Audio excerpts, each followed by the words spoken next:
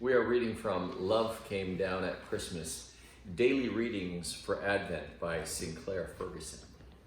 And today we are in chapter 10, Throw Yourself In.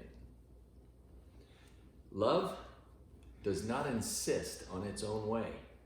1 Corinthians chapter 13, verses 4 and 5. In our culture, we're obsessed with one thing, ourselves. In the absence of any transcendent significance to life, creating, loving, and fulfilling the self fills the vacuum. Youngsters are taught from a very early stage, often in schools, to trust in themselves, to know that they are princes and princesses, and to be assured that they can do anything to which they set their minds. It is perhaps not surprising that in an age when secular scientists insist we are exclusively material beings and tell us that there is no self other than our biological functions, the longing to find a self has taken on epidemic proportions. People can self-identify as this or that. Thus, self-directed love is seen as the fundamental birthright, even while our governments take it upon themselves to decide when there is a self who has the right to birth.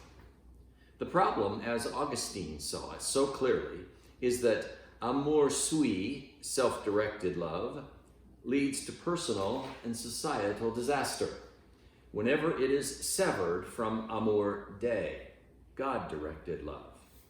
Of course, there is a proper love of self.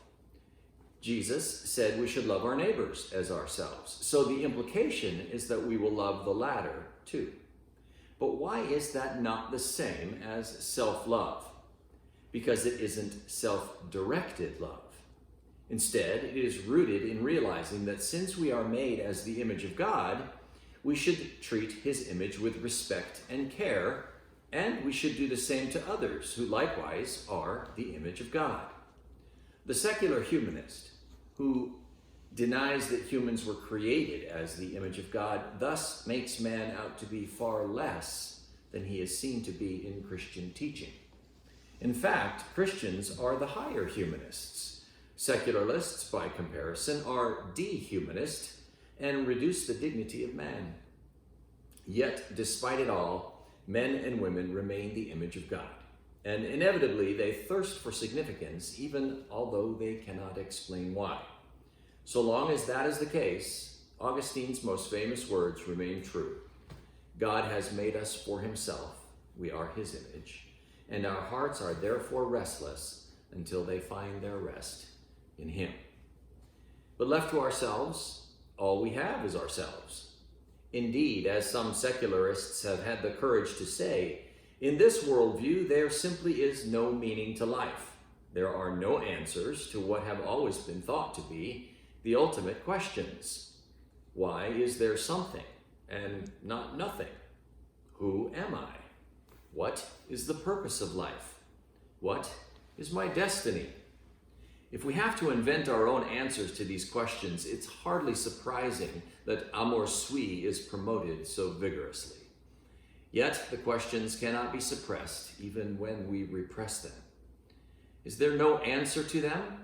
Perhaps Lily, in Jane Wagner's play, The Search for Intelligent Life in the Universe, is right when she says, I worry where tonight fits in the cosmic scheme of things. And then she adds, I worry there is no cosmic scheme of things. Christmas says there is a cosmic scheme of things. God made us as his image to reflect his glory. We have sinned and fallen short of that glory. That's Romans chapter 3, verse 23. But the Son of God, who is the very image of God, Colossians chapter 1, verse 15, was sent by God and came in love to restore his image. Through faith in him, we discover that our lives fit into the cosmic scheme of things. He recreates us in a love for himself and restores us to fellowship with himself, which transforms self-directed love into love of our neighbors. That is the destiny for which we were created. In this way, the birth of Christ leads to our rebirth, John 1, verses 9 through 13. That new birth sets us free from the tyranny of the project of the self.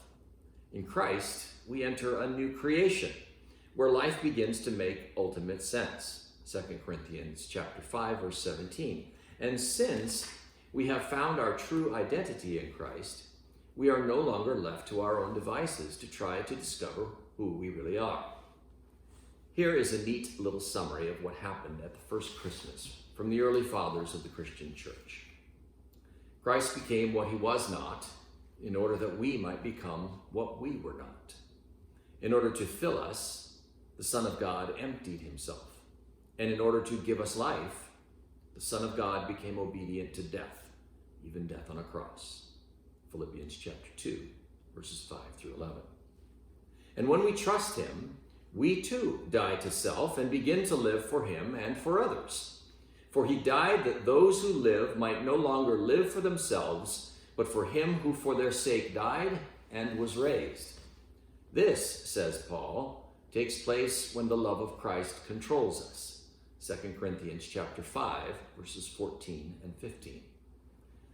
The incarnation of the Son of God was a radical event, and the gospel is a radical message. Jesus said the discovery of self always involves losing or denying self. Luke chapter 9, verse 24. And what does denying ourselves look like? Often, it looks like not insisting on our own way when we could, and instead laying down our preferences for the sake of others. Sometimes that means that we won't insist on celebrating Christmas with that particular part of the family or in this particular way or with those particular traditions. We won't insist that we're too tired to help with the washing up. Instead, we will choose to love. And love does not insist on its own way.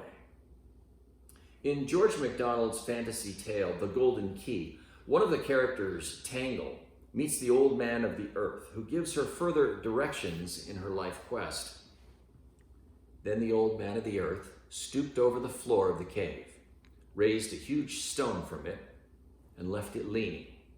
It disclosed a great hole that went plumb down. "This is the way," he said. "But there are no stairs. You must throw yourself in. There is no other way." The discovery of who we were created to be takes place in the same way. There are no stairs. You need to throw yourself into the love of Christ. It is an all or nothing thing. In trusting him, you will lose your life, but at the same time, you will find it. You must die to self to find yourself, and then you'll be set free from the self-love that has crippled you all your life. But you must first throw yourself in. There is no other way. Jesus said that there is only one way to the Father, himself. That's John chapter 14, verse 6. And the fact that he came into Christmas means that you can throw yourself into loving selflessly today. Let's reflect on what we just heard.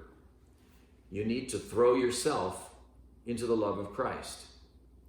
What holds you back from that? What would throwing yourself into selfless love look like for you today?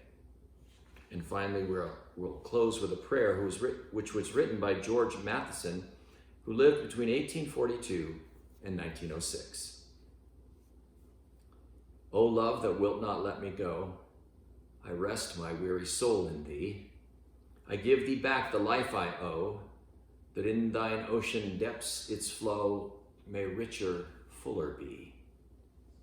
O light that followest all my way, I yield my flickering torch to thee. My heart restores its borrowed ray, that in thy sunshine's blaze its day may brighter, fairer be. O joy that seeks me through pain, I cannot close my heart to thee. I trace the rainbow through the rain, and feel the promise is not vain, that morn shall tearless be. O cross that liftest up my head, I dare not ask to fly from thee. I lay in dust life's glory dead.